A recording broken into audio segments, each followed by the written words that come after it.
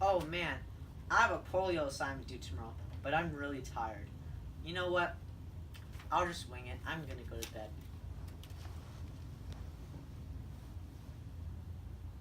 Alex, it's me.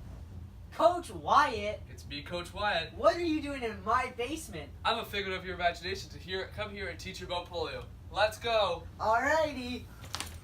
Show me old hands. One. So, Coach Wyatt, what is polio? Polio is a disease that causes paralysis in the muscles of your spinal cord, or your respiratory system. When's the most common?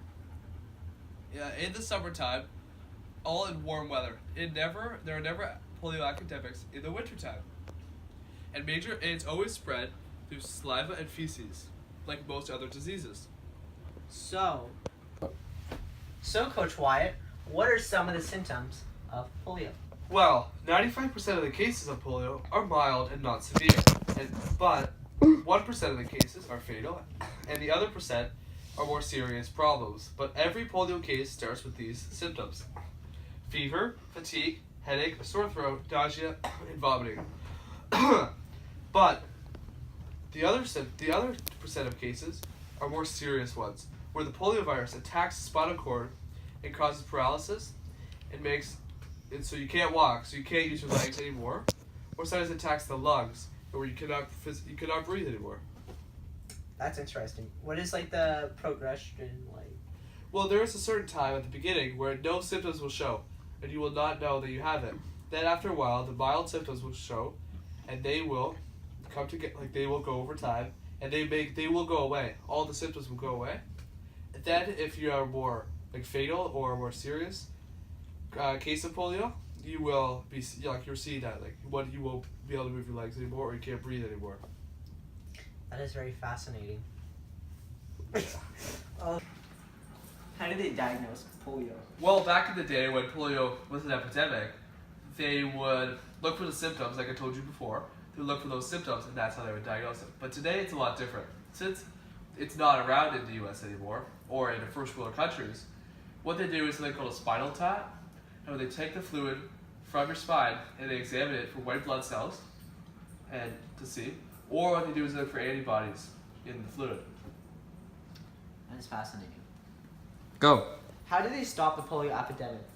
Well, what was your name again? Deshaun. They call me Deshaun, but like my friends call me Leroy. Okay, well, Leroy, they created 2 vaccines for the polio. Oh. Is polio still exist today? Well, not in first world countries, mainly only in 3 countries in the world: Afghanistan, Pakistan, and Afghanistan. And it's not very rare. It's mostly eradicated without the whole world. There was 8 cases a year, so basically it's eradicated. And the UN plans to eradicate all of polio by 2020 and giving every child a vaccine.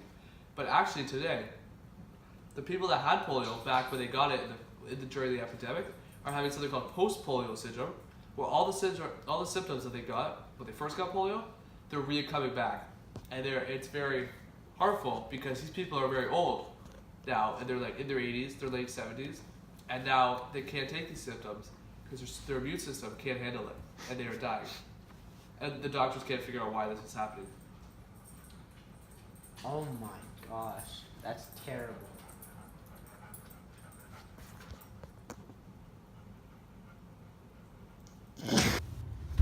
Thanks, Coach Wyatt, for teaching me all about polio and getting me ready for my infectious disease research project tomorrow. No problem, Deshaun. Let me tuck you in. Thanks, Coach Wyatt. You're the best.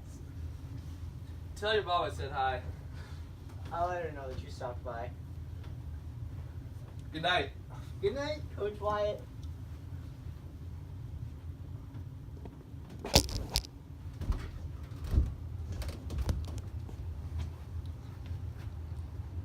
What are you doing in my basement? Oh, hi, Zach. I just did a full tour with Coach Wyatt on polio, and I'm ready for this project tomorrow. Coach Wyatt's been in prison for 2 years. When did he go